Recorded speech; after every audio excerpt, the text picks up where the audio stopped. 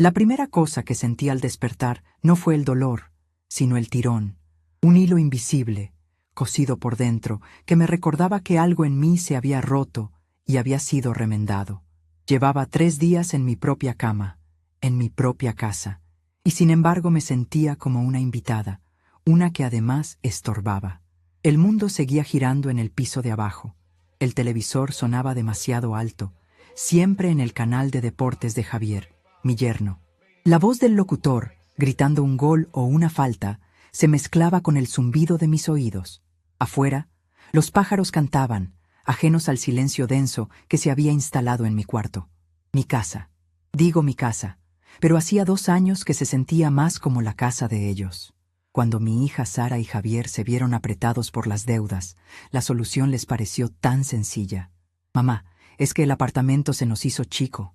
Y con papá que necesita más calma, me había dicho Sara, con esa manera suya de presentar las cosas como si me estuviera haciendo un favor. Así te ayudamos y tú nos ayudas. Nos cuidamos todos. Mi esposo, Roberto, que desde su enfermedad habla poco y se mueve despacio, solo asintió desde su sillón. Él entendía el verdadero significado.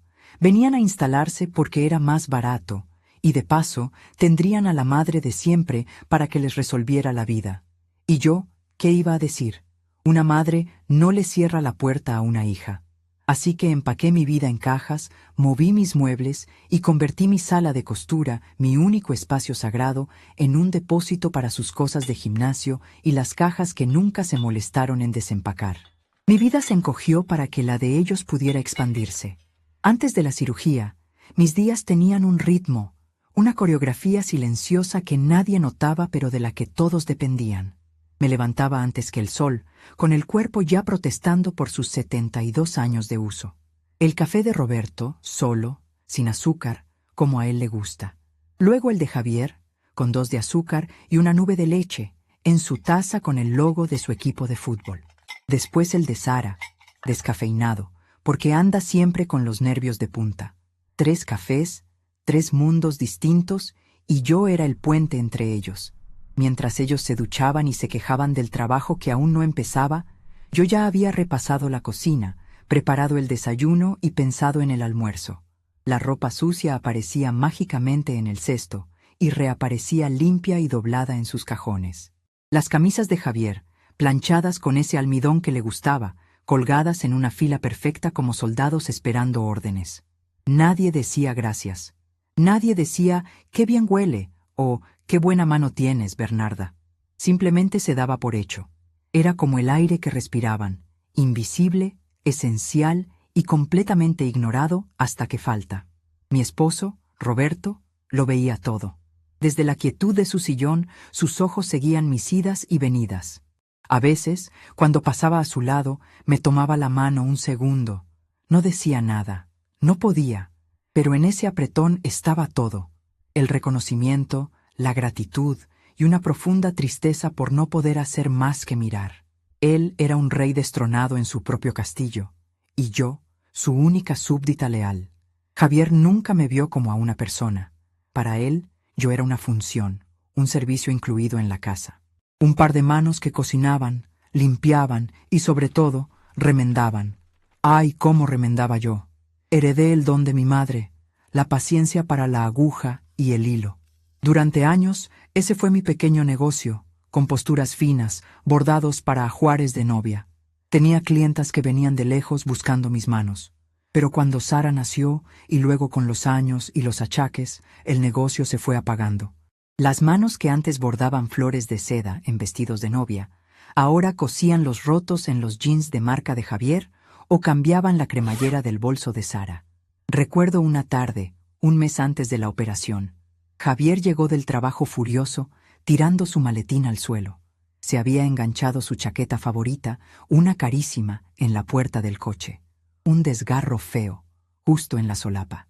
«¡Mira esto! ¡Arruinada!», gritó al aire. Sara corrió a consolarlo. Yo, desde la cocina, escuchaba en silencio. Más tarde, Sara me trajo la chaqueta como si fuera una ofrenda para un dios antiguo. «Mamá, ¿crees que puedas hacer algo? Él la adora». No le respondí. Tomé la prenda, la llevé a mi rincón improvisado en la sala, junto a la ventana, y encendí la lámpara. El tejido era delicado, un hilo traicionero. Trabajé en ella 3 horas, con la espalda doblada y los ojos ardiendo. Usé una técnica de zurcido invisible que mi madre me enseñó, pasando la hebra por dentro de la propia trama de la tela. Cuando terminé, ni yo misma podía encontrar dónde había estado el roto. La dejé colgada en la puerta de su armario. A la mañana siguiente, Javier se la puso. Se miró al espejo, se la ajustó y salió sin decir una palabra. Ni una. Sara, al verme mirar, me dedicó una sonrisita nerviosa, como pidiendo disculpas en su nombre. Pero las disculpas no planchan camisas ni curan el alma. Los dolores en mi vientre empezaron así, como un zurcido mal hecho por dentro. Piquetes, tirones. Aguanté meses, callada. ¿Para qué preocuparlos? ¿Para qué darles otra carga? Fui al médico sola, en el autobús. Cuando me dieron el diagnóstico y me dijeron que la cirugía era inevitable, entonces sí, tuve que hablar. La reacción de Javier fue de fastidio. ¿Ahora? ¿Justo ahora que tenemos ese viaje planeado? El viaje era una escapada de fin de semana a un hotel con spa. Sara lo calmó. Javier, es la salud de mi madre. Pero lo dijo en voz baja, casi como un secreto entre ellos. Para ellos, mi cuerpo enfermo era un inconveniente logístico. ¿Quién los llevaría al aeropuerto? ¿Quién regaría las plantas? ¿Quién cuidaría de Roberto? El día de la operación me llevaron al hospital. Javier se quedó en el coche hablando por teléfono, cerrando un negocio. Sara me acompañó hasta la sala de espera, pero no me tomó la mano. Miraba su celular, respondiendo mensajes. «Mamá, avísame cuando salgas», me dijo, como si fuera a salir de una tienda. Entré sola a esa sala fría, me quité mi ropa, mis anillos, mi identidad, y me puse esa bata de hospital que nos iguala a todos en la vulnerabilidad. Mientras la anestesia me hacía efecto, no pensé en la operación. Pensé en el silencio que me esperaba al volver a casa. Y ahora estaba aquí, en esta cama, sintiendo los hilos tirar de mis entrañas. El doctor había sido claro. Reposo absoluto. Nada de peso. Nada de esfuerzos. Los primeros 2 días, Sara intentó. Hizo una sopa que sabía a agua caliente y trató de mantener la cocina en orden, pero se movía con la torpeza de quien no está acostumbrado. Al tercer día, el cansancio y la impaciencia ya se le notaban. Javier no ayudaba. Dejaba los platos en la mesa, la toalla mojada sobre la cama, y se quejaba de que no había nada para comer. Esa tarde, la casa estaba más silenciosa de lo normal. Sara había salido. «Voy a comprar unas cosas para ti, mamá», dijo, pero yo sabía que era una excusa para escapar un par de horas. Roberto dormitaba en su sillón, con la radio puesta en un volumen tan bajo que era apenas un murmullo. Yo intentaba leer, pero las letras bailaban en la página. El dolor era una presencia constante. Un animal agazapado en mi abdomen. Eran casi las 7 de la noche. Mi estómago rugió, no de hambre, sino de vacío. No había comido nada desde el mediodía. Escuché los pasos pesados de Javier subiendo la escalera. No eran los pasos de alguien que viene a ver cómo estás. Eran los pasos de un capataz que va a inspeccionar a un peón. La puerta de mi cuarto se abrió de golpe. Él no llamó. Nunca lo hacía. Se quedó parado en el umbral, con la luz del pasillo a su espalda, recortando su figura alta y ancha. Su rostro estaba en la sombra, pero yo podía sentir la dureza de su mirada. Se quedó ahí un momento, en silencio, como si estuviera acumulando la rabia. «¿Qué?», dijo al fin. Su voz era áspera, cortante. «¿Piensas quedarte ahí metida todo el día?». Yo no contesté. ¿Qué podía decir? Me acomodé un poco en la almohada, y el movimiento me arrancó una punzada de dolor que me dejó sin aire. Él lo vio mi mueca de dolor, y no le importó. Al contrario, pareció darle más fuerza. Dio un paso dentro de la habitación. El olor a la calle, a coche y a su colonia barata invadió mi espacio. «Sara no está. Roberto tiene hambre. Yo tengo hambre», dijo, enumerando las cosas como si fueran cargos en mi contra. «¿Y tú? Aquí como una reina, descansando». La palabra «descansando» la escupió con un desprecio que me heló la sangre. Tragué saliva. Mi boca estaba seca. «El médico», dijo Reposo, susurré. Mi voz sonó débil, extraña. Javier soltó una risa, un sonido corto y feo, sin alegría. «Ah», El médico. Claro, siempre hay una excusa. Se acercó a los pies de mi cama y se apoyó en el marco de madera. El colchón se movió bajo su peso. Llevas toda la vida sin hacer nada, y ahora con una simple operación ya te crees una inválida. Toda la vida, sin hacer nada. Las imágenes pasaron por mi mente como un relámpago. Mis manos agrietadas por la lejía. Mis noches sin dormir cuando Sara tenía fiebre. Los miles de almuerzos, las montañas de ropa, los dobladillos, los botones, las cremalleras. Todo eso era nada. Y entonces lo dijo. La frase que se clavó más hondo que el bisturí del cirujano. La gritó, y su voz rebotó en las paredes de mi pequeño cuarto, el cuarto que había sido de mis padres. «Levántate de esa cama y ve a hacer la cena. La cirugía no es excusa para ser perezosa, vieja». Vieja, perezosa. La brutalidad de las palabras me dejó sin aliento. Sentí un frío glacial extendiéndose desde mi pecho hacia mis brazos y piernas. Pero no lloré. Las lágrimas se quedaron congeladas en alguna parte de mi interior. En ese instante, algo se rompió dentro de mí, pero no fue la herida de la operación. Fue algo mucho más antiguo. Un hilo que me había mantenido atada a la esperanza, a la idea de que el amor y el sacrificio serían, algún día, reconocidos. Ese hilo se partió. Mi mente se volvió extrañamente clara. Todo el ruido de fondo, el dolor, la humillación, desapareció. Solo quedó un silencio nítido, calculador. Lo miré. Por primera vez lo vi de verdad, no como el esposo de mi hija, no como un hombre frustrado. Lo vi como lo que era, un extraño que vivía en mi casa y me odiaba. No dije nada. Lentamente, con un cuidado infinito, aparté la manta. Moví las piernas hacia el borde de la cama. Cada movimiento era una agonía. El tirón de los puntos internos era feroz, una protesta de mi cuerpo maltratado. Pero el dolor ya no importaba. Era solo una información más que mi cerebro registraba y archivaba. Me apoyé en mis codos, luego en mis manos, y me senté. El mundo dio una vuelta, pero me mantuve firme. Javier me miraba, con una expresión de triunfo cruel en su rostro. Creía que había ganado. Creía que su grito había funcionado. Puse los pies en el suelo frío. Me quedé quieta un segundo, reuniendo fuerzas. Luego me levanté. Mi cuerpo temblaba por el esfuerzo. Me apoyé en la cómoda para no caerme. Él no se movió para ayudarme. Solo observaba. Avancé, paso a paso, fuera del cuarto. Pasé a su lado, tan cerca que pude oler su aliento agrio. No lo miré. Mi vista estaba fija en el pasillo. Al pasar por la sala, vi a Roberto. Estaba despierto. Sus ojos, grandes y llenos de una pena inmensa, se encontraron con los míos. Él había escuchado, y en su mirada leí la bendición que necesitaba. No fui a la cocina. Giré hacia el pequeño cuarto que antes era mi sala de costura. Abrí la puerta. El olor a polvo y a tela guardada me recibió como un viejo amigo. Las cajas de Javier y Sara estaban apiladas contra una pared. En un rincón, sobre una mesita, estaba mi vieja caja de costura y a su lado, mi teléfono.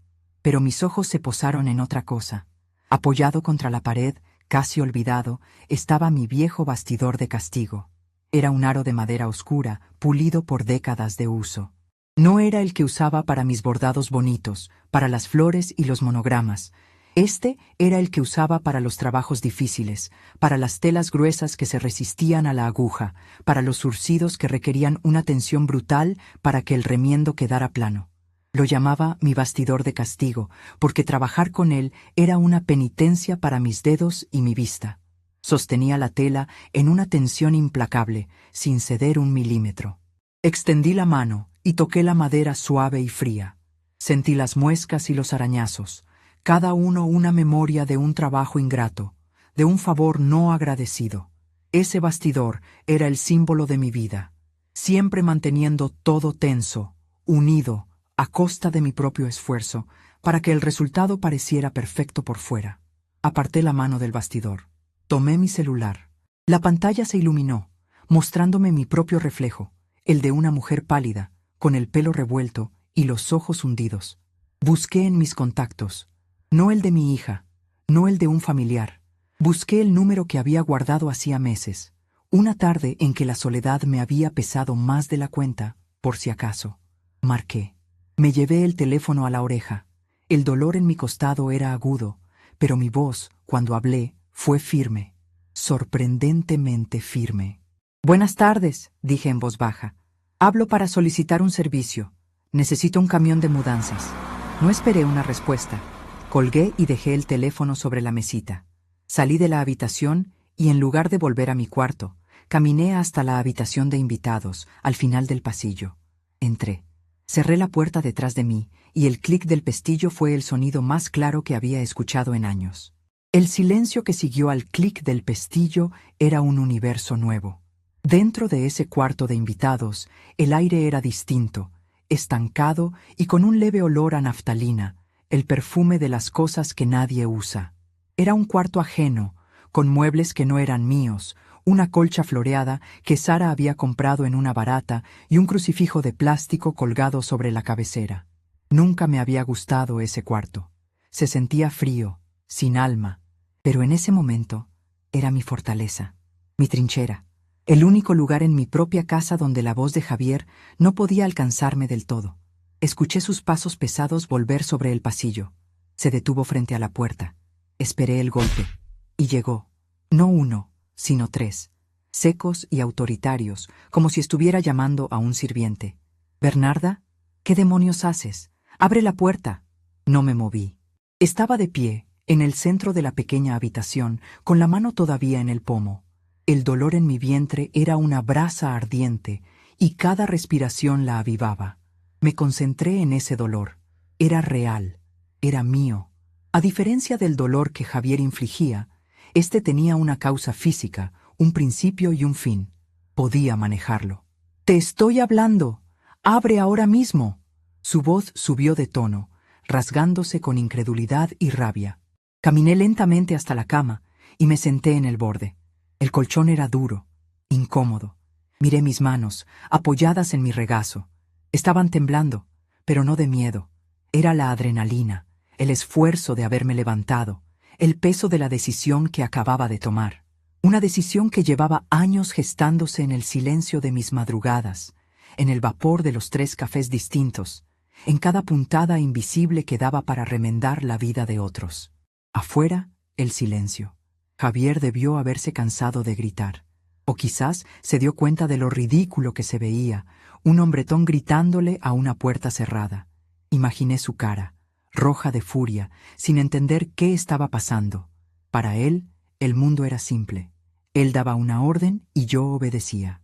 Que esa ecuación fallara era para su mente como si el sol se negara a salir. Imposible. Me recosté con cuidado, apoyando la cabeza en las almohadas tiesas. Cerré los ojos.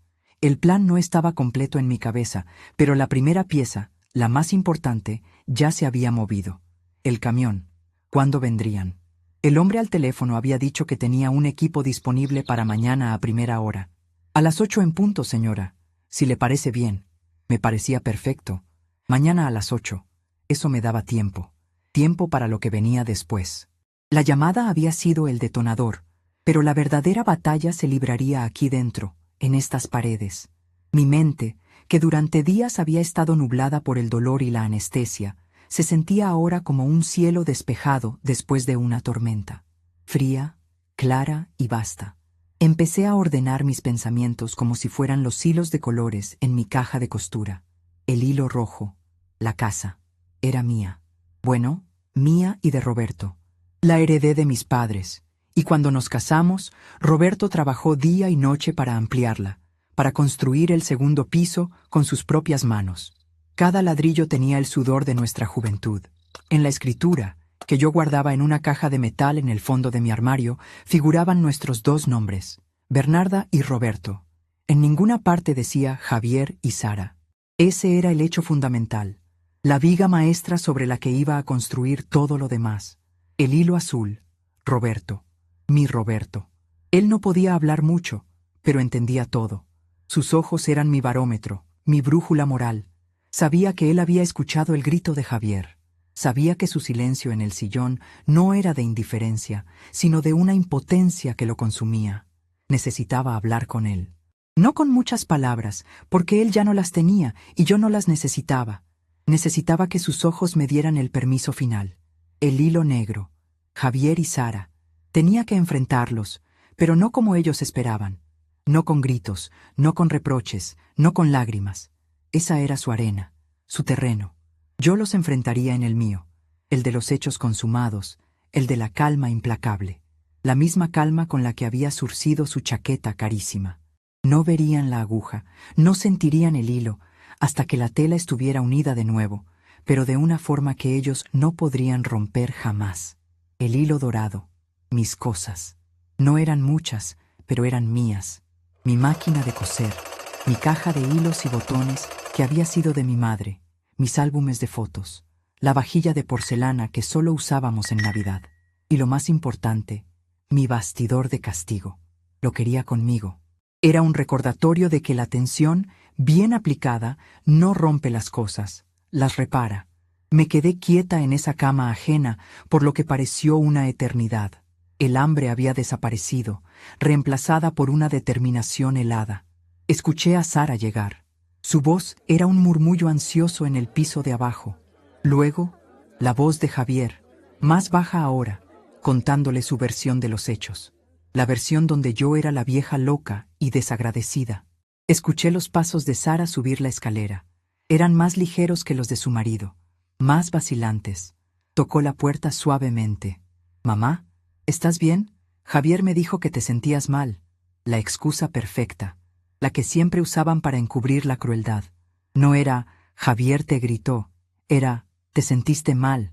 Siempre era mi culpa, mi debilidad. «Mamá, por favor, ábreme, me estás asustando». Su voz tenía un deje de preocupación genuina, pero estaba mezclada con el fastidio de tener que lidiar con otro problema. Giré la cabeza hacia la puerta. «Estoy descansando, Sara», dije. Mi voz sonó más fuerte de lo que esperaba. El médico dijo reposo.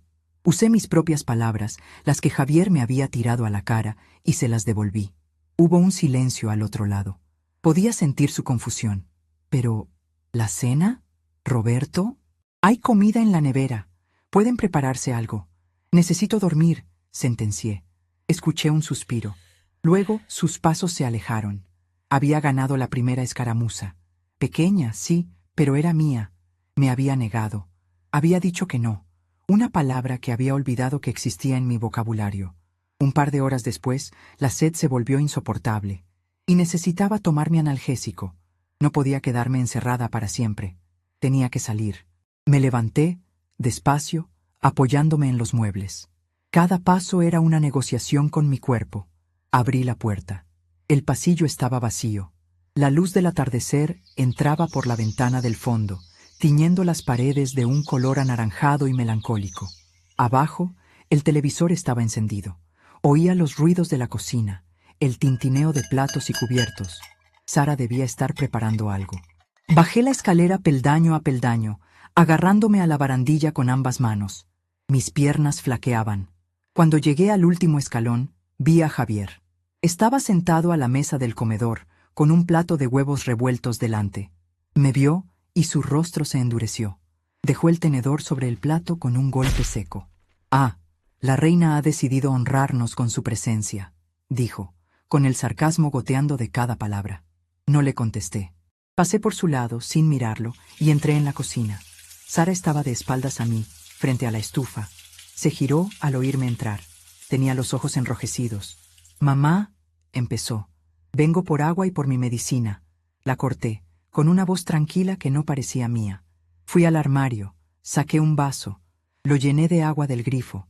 Mis movimientos eran lentos, deliberados. Sentía los ojos de ambos clavados en mi espalda. Abrí el cajón donde guardaba mis pastillas y saqué la tira. Tomé una con un sorbo de agua. Javier se levantó y entró en la cocina.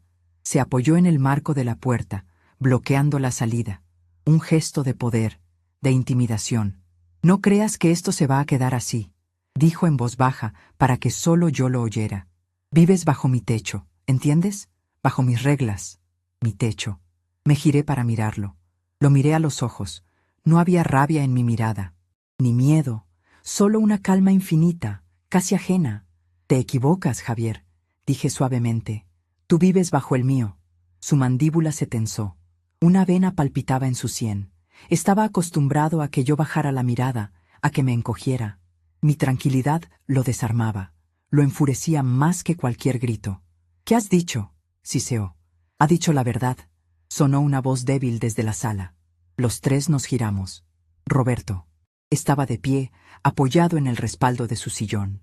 Le costaba un esfuerzo enorme mantenerse erguido, pero lo hacía.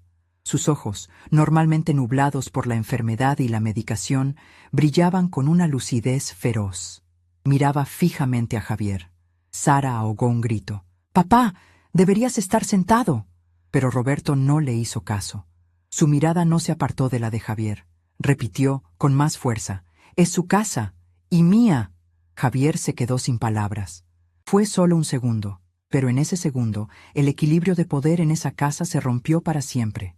Él siempre había contado con la pasividad de Roberto, con su silencio. Verlo de pie, defendiéndome, fue un golpe que no esperaba. Aproveché ese instante. Pasé por su lado, saliendo de la cocina. Fui directa hacia Roberto. Le puse una mano en el brazo. Estaba temblando por el esfuerzo. «Gracias, mi amor», le susurré al oído. Él me apretó la mano. «Ya era hora», murmuró, con la voz rasposa. Lo ayudé a sentarse de nuevo en su sillón. Me arrodillé a su lado, ignorando la protesta de mis puntos de sutura. Saqué un pequeño fajo de llaves de mi bolsillo, el que siempre llevaba conmigo. La llave de la caja de metal. Se la puse en la mano y cerré sus dedos sobre ella. «Guárdala tú», le dije en voz baja. «Hasta mañana». Él me miró, confundido por un momento. Luego, una lenta comprensión amaneció en su rostro. Asintió, una sola vez, y se guardó la llave en el bolsillo de su camisa. Me levanté y me enfrenté a mi hija y a mi yerno, que nos miraban desde la cocina como si fuéramos dos extraños conspirando en un idioma que no entendían. «Sara, Javier», dije, y mi voz llenó el silencio de la sala. «Mañana por la mañana necesito que estéis aquí, los dos. Hay algo que tenemos que hablar». «¿Hablar? ¿Ahora quieres hablar?», se burló Javier, recuperando parte de su arrogancia. «Ayer no tenías tantas ganas». «No es una petición», aclaré. «Es necesario que estéis». A las 8. Subí las escaleras, sin esperar su respuesta. No volví al cuarto de invitados. Entré en mi propia habitación. La cama estaba deshecha, tal como la había dejado. Me senté en ella. Me sentía agotada, pero era un agotamiento bueno, el que viene después de un trabajo duro. Fui a mi armario. En el fondo, debajo de una pila de mantas viejas, estaba la caja de metal. Estaba cerrada con llave, pero ahora la llave estaba segura con Roberto. Dentro no solo estaba la escritura de la casa, estaban nuestras partidas de nacimiento, nuestro certificado de matrimonio, algunos ahorros en efectivo que había guardado durante años, de mis pequeños trabajos de costura, todo lo que certificaba que yo, Bernarda, existía, que tenía una historia, que tenía derechos. Esa noche no dormí mucho. Me quedé escuchando los sonidos de la casa, los murmullos tensos de Sara y Javier en su habitación, el silencio pesado que se instaló después, el leve ronquido de Roberto desde su cuarto. Cada sonido me decía que las cosas ya no eran como antes. A la mañana siguiente, me levanté antes que nadie, como siempre, pero esta vez no fui a la cocina a preparar 3 cafés distintos. Me duché, me vestí con un vestido sencillo pero limpio, y me peiné el pelo con cuidado. El dolor seguía ahí, un compañero fiel, pero lo empujé a un rincón de mi mente. Hoy necesitaba estar entera. Cuando bajé, Sara y Javier ya estaban en la cocina. No habían dormido bien, se notaba en sus caras. Había una taza de café a medio beber sobre la mesa y un silencio cargado de electricidad. No me dijeron buenos días. Fui directamente a la sala y me senté en una silla frente al sillón de Roberto, que ya estaba despierto y me esperaba. Me dio una pequeña sonrisa y me tendió la mano con la llave. La tomé. «¿Se puede saber qué es este circo, Bernarda?», preguntó Javier, entrando en la sala con Sara pisándole los talones. Miré el reloj de la pared. Faltaban 5 minutos para las 8. «Paciencia», dije simplemente. Se quedaron de pie, mirándome, sin saber qué hacer. Estaban en su propia casa, pero de repente eran ellos los intrusos. El ambiente era tan tenso que se podía cortar con un cuchillo. Sara se retorcía las manos, mirando de mí a su marido con el rostro lleno de angustia. Javier cruzó los brazos sobre el pecho, adoptando una postura desafiante. Y entonces se oyó. Primero fue un murmullo lejano, un zumbido grave que fue creciendo en intensidad. Luego, el sonido inconfundible de un motor diésel, grande, pesado. Un chirrido de frenos de aire rompió el silencio de nuestra calle tranquila. Javier frunció el ceño. ¿Qué demonios es eso? Se acercó a la ventana que daba a la calle y apartó la cortina. Se quedó paralizado por un momento. Su rostro pasó de la confusión a la más absoluta incredulidad. No puede ser, murmuró. Sara corrió a su lado. ¿Qué es, Javier? ¿Qué pasa? Él no contestó. Se giró lentamente para mirarme. Sus ojos, por primera vez desde que lo conocía, reflejaban algo parecido al pánico. Es un camión de mudanzas, dijo, y su voz fue apenas un susurro. Hay un camión de mudanzas gigante aparcado delante de nuestra casa. El silencio que dejó la frase de Javier fue denso, pesado, como el aire antes de una tormenta. Sara se llevó una mano a la boca, sus ojos yendo del rostro pálido de su marido al camión enorme que bloqueaba la vista de la calle, una bestia amarilla y metálica aparcada frente a la normalidad de nuestro barrio. Por la ventana, vi a dos hombres con uniformes azules bajar de la cabina. Uno, mayor, corpulento, con una libreta en la mano. El otro más joven, ágil, estirando los brazos como si se preparara para un trabajo pesado. Mi corazón no latía más rápido. Al contrario, sentía una calma profunda, como si por fin hubiera llegado a la orilla después de nadar mucho tiempo en un mar revuelto. Era la calma de la certeza. ¿Vas a responder?, escupió Javier, girándose hacia mí. Su voz era un gruñido bajo, contenido a duras penas. ¿Qué es esto, Bernarda? No le respondí a él. Me levanté de mi silla, con un esfuerzo que me hizo apretar los dientes para no soltar un quejido. El dolor era un recordatorio constante de por qué estaba haciendo esto. Fui hacia la puerta principal justo cuando sonó el timbre. El sonido, fuerte y claro, pareció hacer saltar a Sara. Abrí la puerta. El hombre mayor, el del portapapeles, se quitó la gorra. Tenía una cara curtida por el sol y unos ojos amables. «¿Señora Bernarda?», preguntó, con una voz ronca pero respetuosa. «Soy yo», confirmé. «Somos de Mudanzas El Roble. Venimos por el servicio que solicitó». Detrás de mí, oí a Javier dar un paso. «Hay un error», dijo, intentando que su voz sonara autoritaria, pero le salió un hilo de pánico. «No hemos solicitado nada. Pueden irse». El hombre de la mudanza me miró, esperando mi confirmación. No miró a Javier. Su contrato era conmigo. Y en ese pequeño detalle, en esa simple transacción profesional, sentí una oleada de poder que no había sentido en años. Yo era la clienta. Yo era la que mandaba. «No hay ningún error, señor», le dije al hombre, ignorando por completo la presencia de mi yerno. «Pasen, por favor.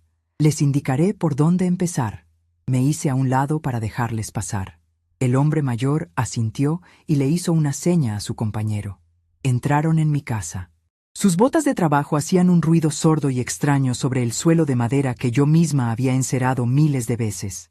«Te he dicho que se vayan», gritó Javier, esta vez sin disimulo. Se interpuso entre mí y los hombres de la mudanza. «Esta es mi casa». El hombre más joven se detuvo, incómodo. El mayor, sin embargo, se cruzó de brazos y me miró de nuevo, con una paciencia profesional. Estaba acostumbrado a las disputas domésticas. Fue entonces cuando hablé, dirigiéndome por fin a Javier. No levanté la voz. No necesitaba hacerlo. Mi voz era tan fría y afilada como una aguja de coser nueva. «No, Javier, esta no es tu casa.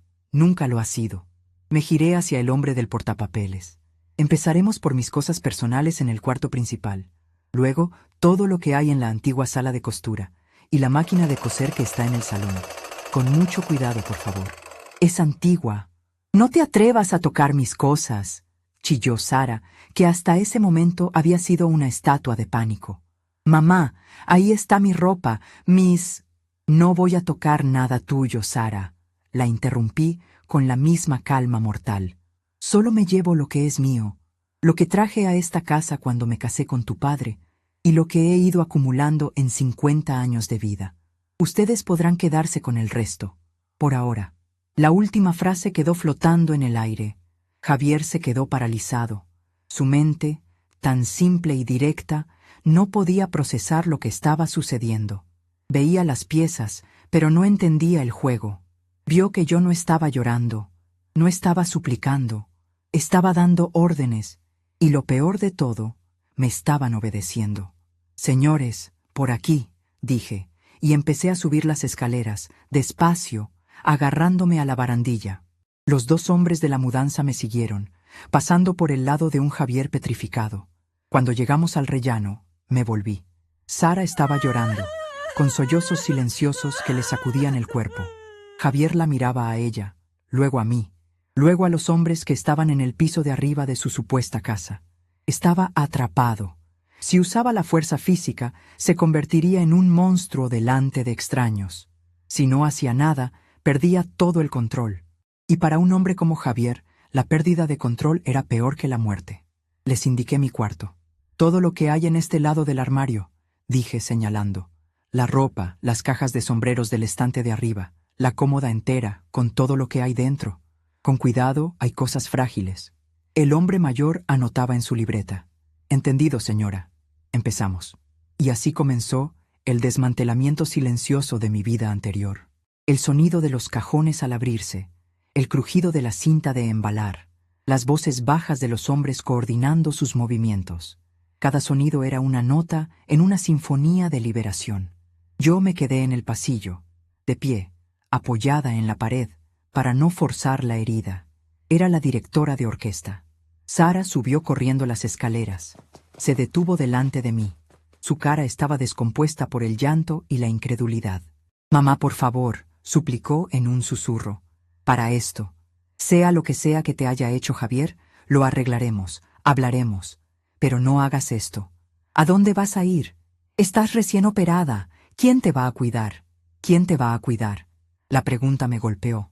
No era «¿Cómo te sientes?» o «¿Qué necesitas?». Era «¿Quién va a asumir la carga que nosotros ya no queremos?». La miré, a mi única hija. Vi en su rostro el egoísmo infantil que yo misma había ayudado a cultivar, con años de servicio incondicional. «No te preocupes por quién me va a cuidar, Sara. He pasado 72 años cuidando de otros. Creo que ya he aprendido a cuidarme sola». «Pero no puedes. El médico dijo que necesitaba reposo», la atajé. «Y esta casa, hija mía, dejó de ser un lugar de reposo hace mucho tiempo. Se convirtió en un lugar de trabajo donde la empleada ni siquiera tiene derecho a enfermarse». Mi voz no tembló. Las palabras salieron limpias, precisas, como puntadas perfectas. Los hombres salieron de mi cuarto cargando la primera caja, llena de mi ropa. Al pasar, vi asomar la manga de mi Rebeca de lana azul, la que me tejí yo misma en un invierno lejano. Sara vio la caja y un nuevo sollozo se le escapó. «¿Y papá? ¿Has pensado en él? ¿Lo vas a dejar aquí, solo?». Era su última carta. La culpa siempre funcionaba. «A tu padre no lo voy a dejar en ninguna parte», dije. Y con eso bajé la escalera de nuevo. Entré en la sala de costura, que ahora era un depósito. Los hombres de la mudanza me siguieron. «Todo lo que está en este rincón es mío», les indiqué. La mesa, la silla, esa lámpara y todas estas cajas. Señalé una pila de cajas de cartón que contenían mis telas, mis patrones, mis recuerdos de una vida de creación. Y entonces lo vi, mi bastidor de castigo, apoyado contra la pared. Me acerqué y lo tomé en mis manos. La madera estaba fría y lisa. Pasé los dedos por las marcas, por las cicatrices de su uso. Este aro de madera había soportado más tensión en silencio que nadie en esta casa. «¿Lo embalamos también, señora?», preguntó el hombre más joven. Negué con la cabeza. «No, este lo llevo yo». Lo sostuve contra mi pecho. Era un escudo. Javier había bajado al salón. Estaba hablando por teléfono, en voz baja y furiosa. «No, no puedes hacer eso. Es la casa de mi esposa. Bueno, de su madre. Escúchame». Colgó con un golpe. Se dio cuenta de que no tenía a quién llamar. No había ninguna autoridad que pudiera detener a una mujer que simplemente estaba moviendo sus propios muebles de su propia casa. Se volvió hacia mí, con los ojos inyectados en sangre. «Esto es por lo de anoche, ¿verdad? ¿Por una tontería vas a montar todo este circo?». Te pedí la cena porque tenía hambre, por Dios. ¿Tan difíciles de entender? No contesté. Simplemente lo miré, sosteniendo mi bastidor. Dejé que su falta de entendimiento, su incapacidad para ver más allá de su propio estómago, resonara en el silencio. «Habla, maldita sea», gritó. Fue Roberto quien respondió, no con palabras. Desde su sillón levantó una mano temblorosa y señaló hacia un pequeño aparador que había junto a la chimenea. Era un mueble viejo, de roble macizo, que había sido de sus padres. Todos nos giramos a mirarlo. Roberto volvió a señalar el mueble y luego me miró a mí. Sus ojos eran claros, urgentes. Entendí perfectamente. «Señores», dije a los de la mudanza, que justo bajaban con otra caja. «Ese aparador también, con todo lo que tiene dentro. Y el sillón del señor. También se va». «El sillón no», exclamó Sara. «Es donde papá se sienta siempre. Lo vas a desorientar». «A tu padre lo desorienta más la falta de respeto que un cambio de sillón», dije, sin apartar la vista de Roberto. Él me dedicó un mínimo asentimiento. Un pacto sellado. Estábamos juntos en esto. Javier se pasó las manos por el pelo, al borde de la histeria. «¿A dónde? ¿A dónde demonios te llevas todo? No tienes otro sitio. Vas a acabar debajo de un puente y tendremos que ir a buscarte». Ahí estaba, su verdadero miedo. No que yo me fuera, sino que tuviera que volver, convertida en una carga aún mayor. «Tengo un sitio, Javier. No te preocupes». «¿Ah, sí? ¿Cuál? ¿Algún asilo de viejos?» Tomé la llave que Roberto me había dado la noche anterior. Fui a mi armario, abrí la caja de metal y saqué un fajo de papeles, la escritura de la casa y otro documento. Volví al salón. Los hombres de la mudanza ya estaban desmontando con cuidado el aparador de Roberto. La casa se sentía cada vez más vacía, más grande. «Esta casa, Javier, como puedes ver en la escritura, es mía y de Roberto, mitad y mitad», empecé a explicar con la calma de una maestra de escuela. «Cuando ustedes vinieron a vivir aquí, lo hicieron bajo nuestro permiso, como invitados. Invitados que, con el tiempo, se olvidaron de que lo eran». Extendí el segundo documento sobre la mesa de centro. Era un contrato de alquiler. Hace 6 meses, cuando me empezaron los dolores y vi que las cosas no iban bien, fui a ver a un abogado. Por si acaso, me aconsejó que pusiera todo en orden. Mi voz era monótona, expositiva. «Esta casa está dividida legalmente en 2 unidades, el piso de abajo y el piso de arriba. Son 2 viviendas independientes a efectos legales. Yo no me di de alta en el registro porque eran mi familia». Javier y Sara me miraban, sin comprender a dónde quería llegar. «El piso de arriba», continué, «con los 2 dormitorios y el baño, es una unidad. El piso de abajo, con la cocina, el salón, el cuarto de baño principal y el dormitorio que era de mis padres, es otra. Siempre ha sido así, desde que mi padre hizo la reforma». Hice una pausa. Los hombres pasaron con el sillón de Roberto, envuelto en una manta protectora. «Yo no me voy de mi casa. Me estoy mudando, al piso de abajo». El impacto de mis palabras fue visible. Sara abrió la boca, pero no emitió ningún sonido. Javier frunció el ceño, su cerebro trabajando a toda máquina para procesar la información. «¿Qué?», logró decir. «Me mudo abajo, a mi antiguo cuarto, el cuarto de mis padres. Roberto y yo viviremos aquí, en la planta baja. Ya no puedo subir y bajar escaleras, de todas formas. Es lo más lógico». «Pero, ¿y nosotros?», susurró Sara. «Ustedes», dije, y deslicé el contrato de alquiler sobre la mesa hacia ellos. «Ustedes vivirán arriba, como inquilinos. Ese es su contrato. Tienen un alquiler simbólico para cubrir los gastos de la casa, el agua, la luz, el impuesto de bienes inmuebles, todo lo que hasta ahora pagábamos Roberto y yo de nuestra pensión». Javier se abalanzó sobre el papel.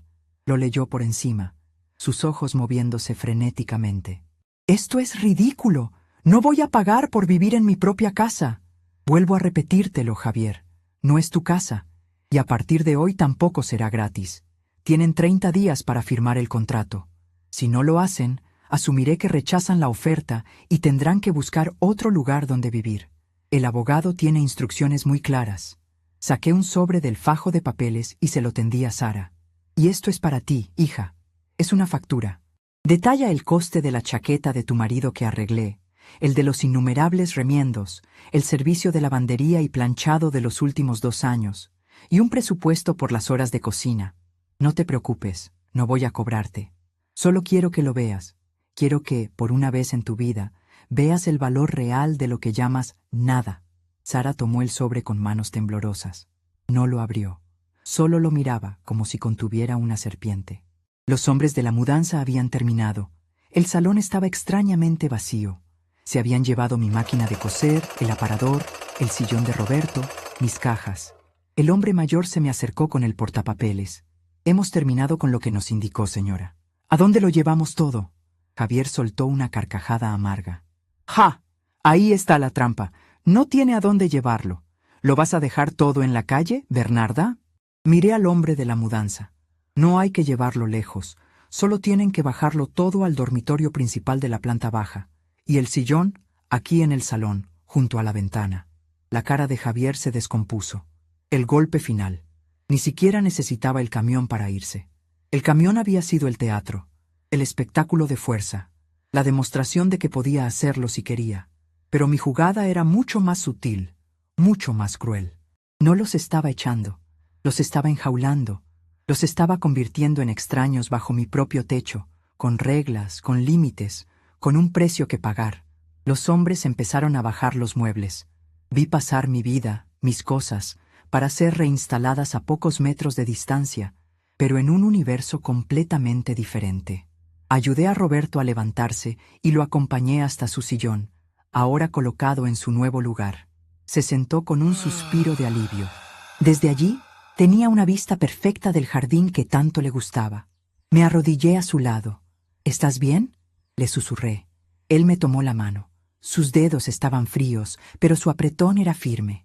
Mejor que nunca, dijo, con la voz entrecortada.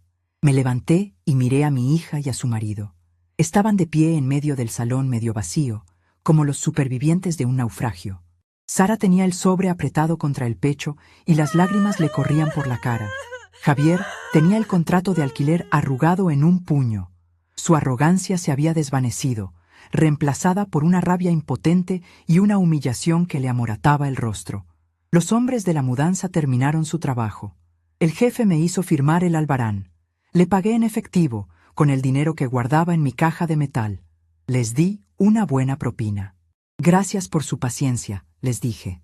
A usted, señora, que se recupere pronto, respondió el hombre mayor y se fue. La puerta se cerró, y entonces, en la casa ahora silenciosa, solo quedamos nosotros 4. El sonido del motor del camión de mudanzas, al alejarse, fue el punto y final de la vida que habíamos conocido. Me acerqué a la mesa y recogí mi bastidor de castigo que había dejado allí. Lo sostuve con fuerza. Miré a Javier. La cena, dije, con una voz serena. La cocina está abajo. A partir de ahora, si tienes hambre, te la preparas tú. El eco de mis propias palabras se quedó flotando en el salón vacío. Te la preparas tú. Una frase tan simple, tan doméstica, y sin embargo, en ese momento, sonó como el portazo de una celda. Javier se quedó mirándome, con el contrato de alquiler todavía hecho una bola de papel arrugado en su puño. Su rostro era una máscara de furia contenida, los músculos de su mandíbula tan tensos que parecían a punto de romperse. Sara, a su lado, era la imagen opuesta, deshecha, con el sobre que yo le había dado apretado contra el pecho como si fuera una herida. Sus hombros se sacudían con sollozos que ya no hacían ruido. Nadie se movió. El tiempo pareció congelarse en ese instante. Podía oír el tic-tac del viejo reloj de pared de la cocina, un sonido que durante años había marcado el ritmo de mis tareas y que ahora parecía contar los segundos de una nueva era. Podía sentir la punzada sorda de mi cicatriz, un dolor que me anclaba a la realidad, a la decisión irrevocable que había tomado. Roberto, desde su sillón, nos observaba a todos. Sus ojos, lúcidos y atentos, no mostraban triunfo, sino una profunda, inmensa tristeza. Él entendía, mejor que nadie, el precio de esa victoria, el precio de romper una familia para poder salvar lo que quedaba de ella. Finalmente, Javier se movió. No vino hacia mí. Se giró bruscamente hacia Sara. ¿Y bien?, le espetó, con una voz venenosa y baja. ¿Vas a decir algo ¿O te vas a quedar ahí llorando como una niña? Es tu madre. Esta locura es cosa tuya. La acusación, tan injusta, pareció sacar a Sara de su trance. Levantó la cabeza, con los ojos hinchados y rojos. ¿Mía? Cosa mía. Tú fuiste quien le gritó, Javier. Tú la llamaste perezosa. Oh, por favor, no me vengas con eso ahora, se burló él. Llevas 2 años dejando que te haga todo, que nos haga todo. Tú la acostumbraste a ser nuestra sirvienta. Si le hubieras puesto un límite desde el principio, no estaríamos en este circo. Era fascinante y terrible a la vez. Verlos así, lanzándose la culpa como una pelota ardiendo, exponiendo la verdad podrida de su matrimonio delante de mí. Yo no era el problema. Yo era solo el espejo en el que ahora se veían obligados a mirarse, y no les gustaba la imagen que les devolvía. No dije nada. No era mi pelea.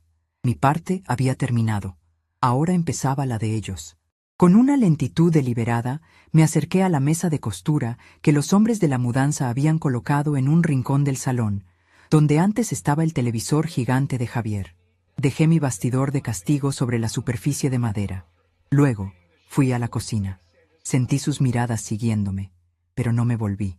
La cocina era mi territorio. Siempre lo había sido, pero ahora de una forma distinta. Puse la tetera con agua en el fuego. El silbido familiar de la llama de gas fue un consuelo. Abrí la despensa. Estaba casi vacía. Sara había comprado algunas cosas, pero no había hecho una compra de verdad. Pan de molde, un poco de fiambre, yogures, comida de supervivencia. Saqué 2 tazas, las mías, las de todos los días. Puse una bolsita de manzanilla en cada una. Una para mí, para calmar el nudo que tenía en el estómago. Otra para Roberto. Él siempre tomaba una manzanilla después de cenar. Javier entró en la cocina como un vendaval. Abrió la nevera de par en par y se quedó mirando el interior desolador. La cerró de un portazo que hizo temblar los vasos en el escurridor. No hay nada, dijo como si fuera mi culpa. Absolutamente nada. Hay pan y queso, respondí sin mirarlo. Estaba concentrada en verter el agua hirviendo en las tazas. Él soltó una risa seca, desprovista de humor. ¿Pan y queso? ¿Crees que voy a cenar pan y queso? He estado trabajando todo el día. Entonces, supongo que tendrás que salir a comprar algo, o pedir comida a domicilio. Hay folletos de restaurantes en ese cajón. Señalé con la barbilla el cajón de los cachivaches. Se quedó mirándome, esperando que yo cediera, que suspirara y dijera, «Anda, siéntate, ahora te preparo algo». Era un hábito de 50 años, el de ceder, el de poner las necesidades de los demás por encima de las mías. Pero el hábito, como el hilo que se partió dentro de mí, se había roto para siempre. Tomé las 2 tazas y salí de la cocina. Él no se movió para impedirme el paso. Estaba demasiado sorprendido.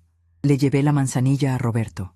Él la tomó con sus manos temblorosas y me dedicó una mirada de pura gratitud. Me senté en una silla junto a él. Soplé el vapor de mi propia taza y di un pequeño sorbo. El calor me recorrió por dentro, un pequeño bálsamo en medio de la guerra fría que se había instalado en la casa. Sara apareció en el umbral del salón. Tenía el sobre en la mano. Lo había abierto. El papel con la factura detallada estaba desplegado. Su rostro estaba pálido, casi translúcido. «Mamá». Su voz era apenas un hilo. «¿Esto es en serio?» Asentí lentamente. «Léelo, Sara». En voz alta. «No, no puedo». «Sí, puedes», insistí, con una suavidad que era más implacable que cualquier grito. «Quiero que lo escuches. Quiero que escuches el sonido de todo lo que nunca viste». Javier, atraído por la conversación, se asomó desde la cocina. Se cruzó de brazos, con una expresión de desprecio. «¿Qué es eso? ¿Otra de tus locuras?» Sara tragó saliva. Sus ojos estaban fijos en el papel. Empezó a leer, con la voz quebrada. «Factura de servicios domésticos no remunerados. Periodo: 2 años. Concepto 1. Arreglo de chaqueta de diseño. Surcido invisible en tejido delicado. Materiales y mano de obra especializada. 80 euros».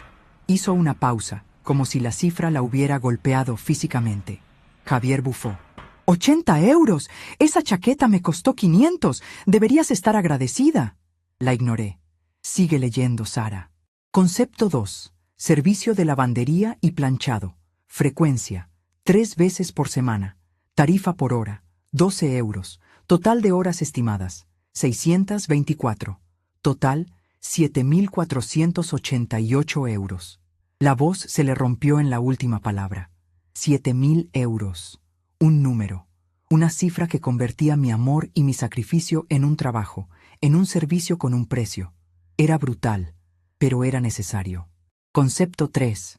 Servicio de cocina, desayuno, almuerzo y cena, planificación de menús, compra de ingredientes y preparación, tarifa por comida. No pudo seguir. Los sollozos la ahogaron. Dejó caer el papel al suelo y se cubrió la cara con las manos. Javier se acercó y recogió la factura. La leyó por encima, sus ojos moviéndose con rapidez. Una vena palpitaba en su frente. «Esto es un disparate», gritó, arrugando el papel y tirándolo al suelo. «Es la obligación de una madre. Es lo que hacen las familias, cuidarse unos a otros. No se pasan facturas como si fueras la mujer de la limpieza». «Exacto, Javier», dije, y mi voz era tan tranquila que pareció resonar más que su grito. «Las familias se cuidan unas a otras. Cuidar es un verbo de ida y vuelta. Cuando solo va en una dirección, no se llama familia, se llama servidumbre». Me levanté, dejando mi taza a medio beber. Fui a mi nuevo dormitorio, el que había sido de mis padres. Los hombres de la mudanza habían colocado mis muebles con cuidado. Mi cama, mi cómoda, mi armario.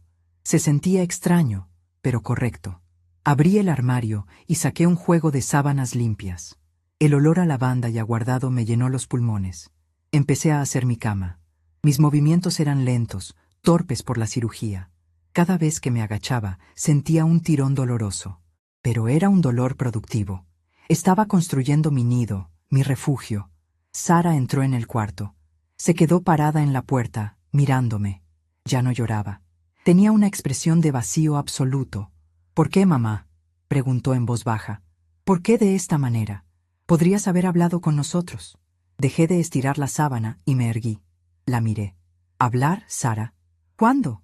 ¿Mientras planchaba las camisas de tu marido? ¿Mientras te preparaba el café descafeinado porque estabas estresada? ¿Mientras zurcía tus medias rotas para que no tuvieras que comprar unas nuevas? He hablado durante años, hija.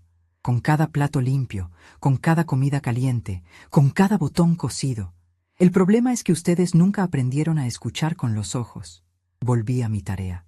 Ella se quedó un rato más, en silencio, esperando quizás que yo me derrumbara, que le pidiera perdón por haberles hecho daño.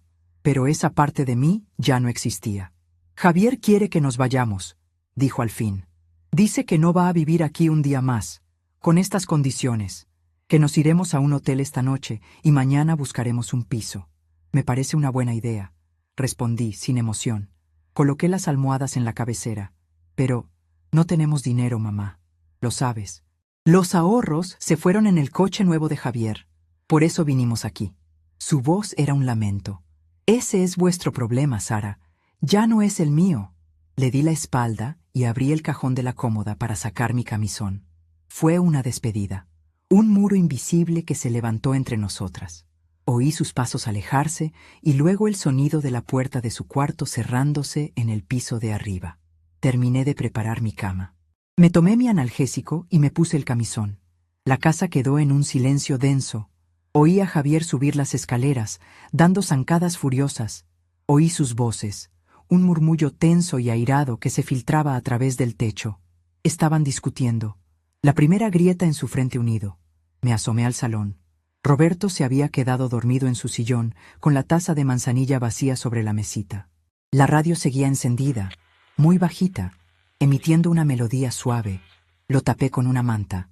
Se removió en sueños, pero no se despertó. Por primera vez en mucho tiempo, parecía en paz. Apagué la luz principal del salón, dejando solo una pequeña lámpara encendida en un rincón. La casa a oscuras se sentía diferente, más mía. El piso de arriba era ahora un territorio extranjero. Volví a mi cuarto y me metí en la cama. El colchón era el mío, el de siempre, pero en una habitación nueva. Me dolía todo el cuerpo. Estaba agotada hasta los huesos. Pero mientras me acurrucaba bajo las sábanas, una sensación extraña me invadió. No era felicidad, era algo más profundo, más tranquilo. Era la sensación de haber recuperado algo que ni siquiera sabía que había perdido. El control sobre mi propio espacio, sobre mi propio tiempo. Me quedé dormida escuchando el murmullo de la discusión en el piso de arriba. No sé cuánto tiempo dormí. Me despertó un ruido, un clic, luego otro. Abrí los ojos en la oscuridad. Agucé el oído. La casa estaba en silencio. La discusión había terminado. Miré el reloj digital de mi mesita de noche. Eran las 2 de la madrugada. Me levanté con cuidado. El dolor era más agudo por la noche. Fui a la cocina a por un vaso de agua. Al pasar por el salón, vi que la pequeña lámpara que había dejado encendida estaba apagada. Qué raro, pensé. Intenté encenderla. No funcionó. Probé con el interruptor principal del salón. Nada. La oscuridad era total. Fui a mi cuarto y probé con la luz de la mesita de noche. Tampoco. Toda la planta baja estaba a oscuras. No había luz. Un escalofrío me recorrió la espalda, y no era por el frío de la noche. Mi primer pensamiento fue que se había ido la luz en todo el barrio. Pero entonces miré por la ventana del salón, la que daba a la calle. Las farolas estaban encendidas. La casa del vecino de enfrente tenía una luz prendida en el porche. No era un apagón general. Era solo en mi casa, o, para ser más precisos, solo en mi parte de la casa. Porque entonces miré hacia arriba, hacia la ventana del cuarto de Sara y Javier. Y vi un fino hilo de luz que se filtraba por debajo de su puerta. Ellos tenían electricidad. Mi corazón empezó a latir con fuerza. La comprensión me golpeó con la fuerza de una bofetada. Fui a tientas hasta la entrada. Junto a la puerta principal había una pequeña puerta que daba al sótano, el lugar donde estaba el cuadro eléctrico general de la casa. La puerta estaba cerrada, pero no con llave. La abrí. El aire frío y húmedo del sótano me subió por la cara. Bajé los primeros escalones con un cuidado infinito, guiándome con la mano en la pared rugosa. No necesitaba bajar del todo. Desde allí podía verlo. El cuadro eléctrico era viejo, con 2 filas de interruptores automáticos. Una fila para la planta de arriba, otra para la de abajo. La de arriba tenía todos los interruptores subidos, con sus pequeñas luces rojas encendidas.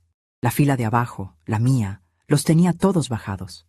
Alguien los había desconectado, manualmente. Y solo una persona en esa casa era capaz de una maldad tan pequeña, tan mezquina, tan deliberadamente cruel. Javier. Era su respuesta, su contraataque.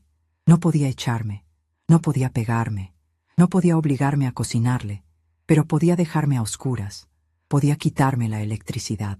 La nevera donde guardaba la poca comida que tenía, la radio que le hacía compañía a Roberto, la lámpara que necesitaba para no tropezar en la noche, el enchufe donde cargaba el teléfono para una emergencia. Me lo había quitado todo con un simple movimiento de muñeca. Era una declaración de guerra. Estaba intentando hacerme la vida imposible, esperando que yo me rindiera, que subiera las escaleras llorando y suplicando que por favor me devolviera la luz. Creía que podía doblegarme con la oscuridad. Subí los escalones del sótano, cerré la puerta y me apoyé en ella en la negrura total del pasillo. El dolor de la cirugía palpitaba con fuerza, como si estuviera conectado al ritmo de mi rabia. Pero la rabia no era caliente, era fría, calculadora. Me quedé allí, quieta, en la más absoluta oscuridad, escuchando. Podía oír el silencio del piso de arriba.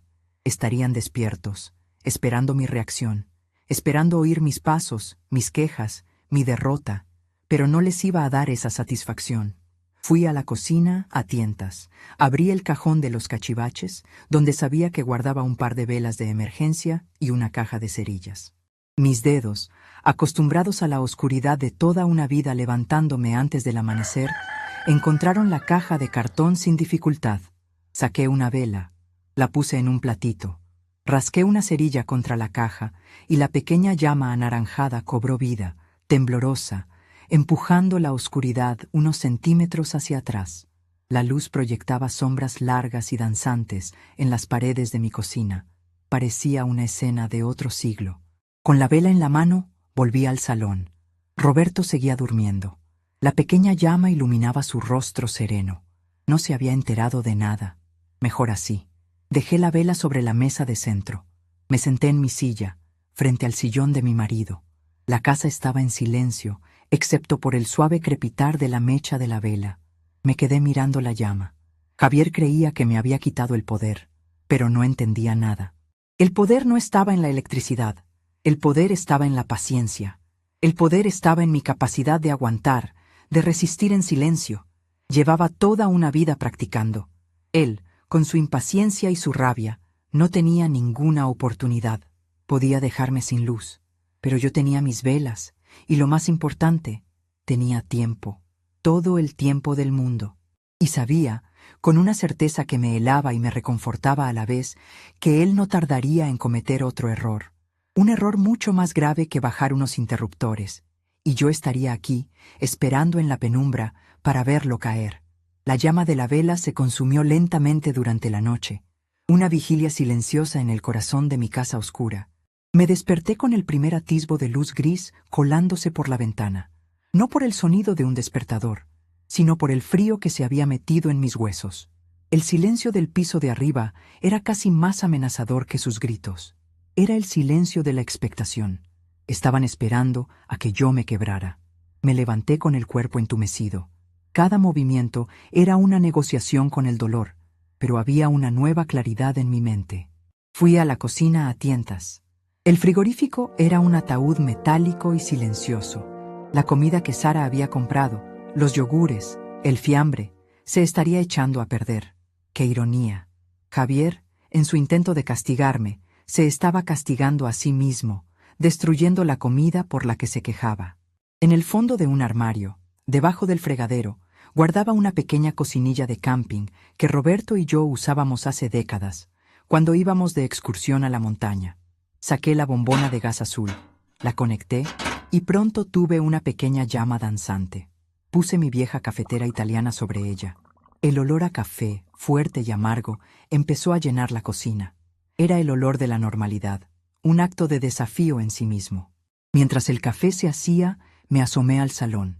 Roberto dormía profundamente, ajeno a la guerra fría que se libraba sobre su cabeza. La manta seguía cubriéndolo. Su respiración era tranquila. Proteger esa paz se había convertido en mi único objetivo. Me preparé una taza de café solo, bien cargado. Me senté a la mesa de la cocina en la penumbra y di un sorbo.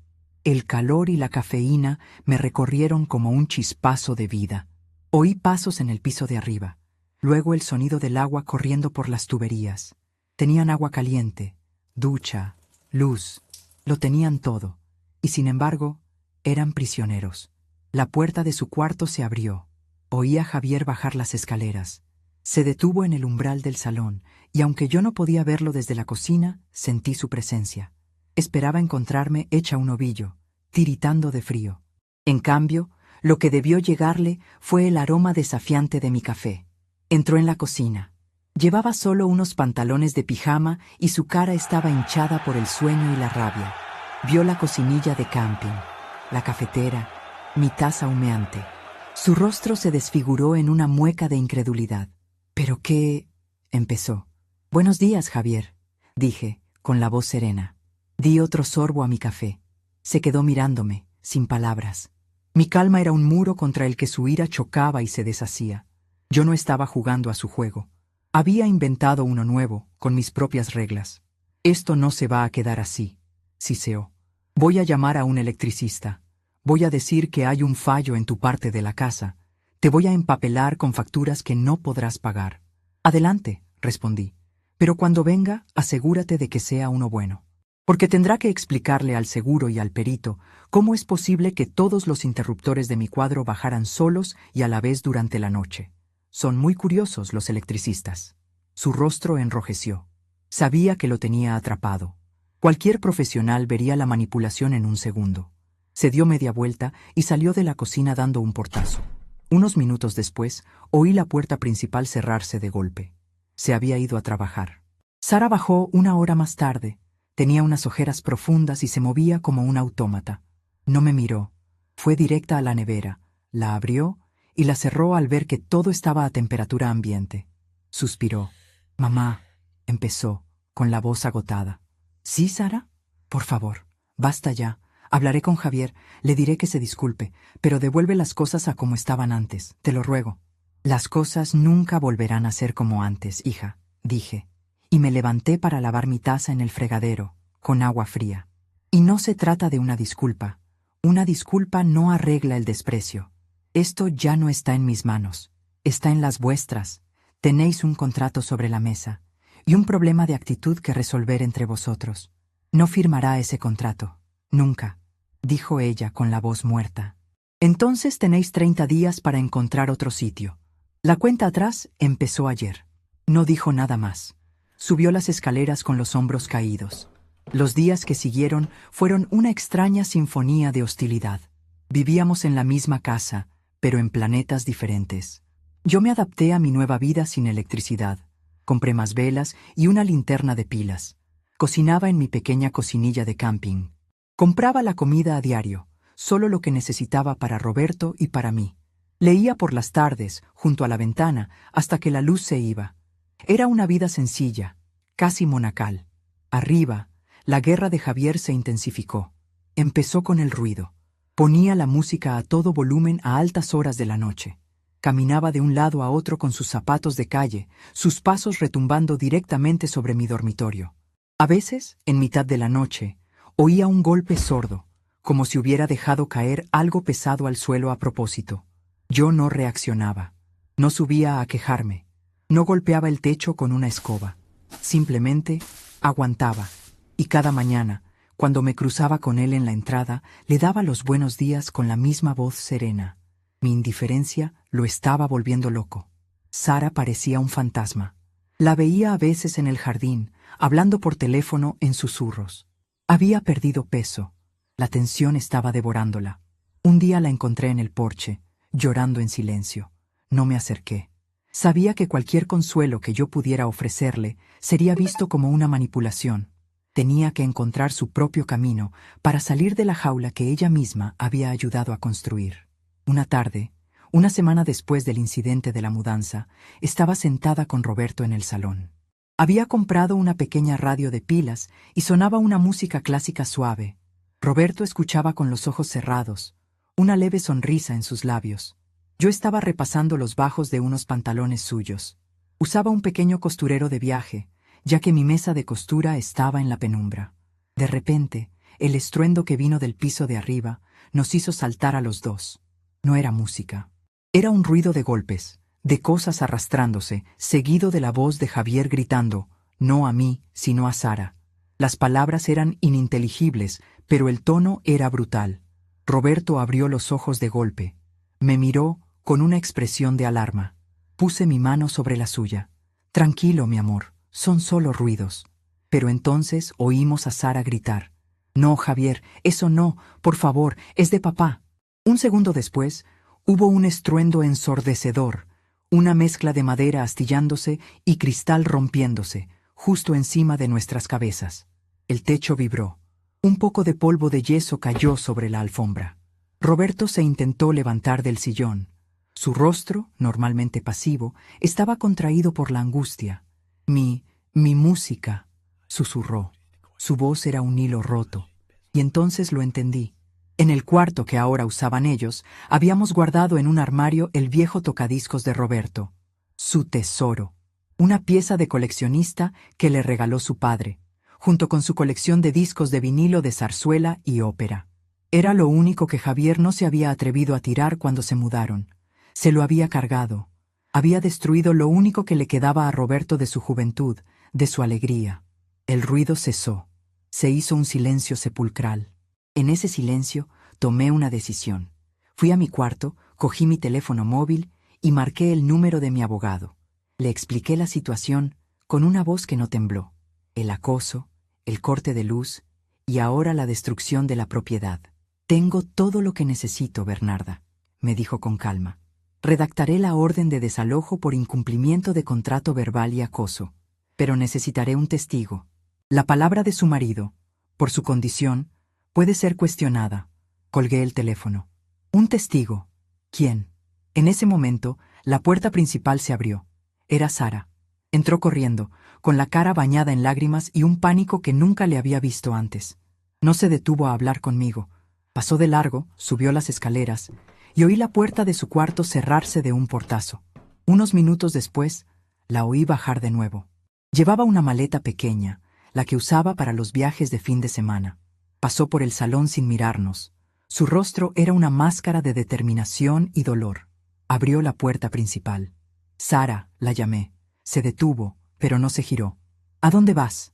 No lo sé, dijo con la voz ahogada. Lejos de él, lejos de esto. Espera, le pedí. Fui a mi cuarto, abrí la caja de metal y saqué una parte del dinero en efectivo que guardaba. Volví y se lo tendí. Toma, para un hotel, para que puedas pensar con calma. Ella se giró. Vio el dinero en mi mano y negó con la cabeza, retrocediendo un paso. No, no puedo. Después de todo, no es un regalo, Sara, es un préstamo, de madre a hija. Me lo devolverás cuando puedas. Insistí, poniendo el fajo de billetes en la mano de su maleta. Ahora vete, antes de que él vuelva. Sus dedos se cerraron sobre el dinero. Me miró a los ojos y en su mirada vi un abismo de arrepentimiento. Gracias, mamá, susurró, y se fue. Cerré la puerta. Me apoyé en ella, sintiendo el peso de todo lo que había pasado. Había ganado. Sí, pero mi hija estaba rota, con una maleta en la mano, camino a ninguna parte. ¿Era esta la victoria? Roberto me miraba desde su sillón. En sus ojos no había reproche, solo una comprensión infinita.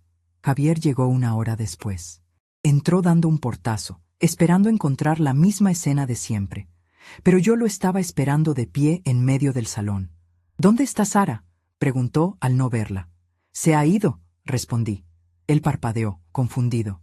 ¿Ido? ¿A dónde? ¿A comprar el pan? No, Javier, se ha ido de verdad. Ha hecho la maleta y se ha marchado. Él se quedó mirándome y luego soltó una carcajada. ¡Qué buena broma! ¿Crees que me voy a tragar eso? Estará escondida en algún cuarto, esperando a que yo vaya a suplicarle. Búscala si quieres, dije, encogiéndome de hombros. Subió las escaleras de dos en dos, gritando su nombre.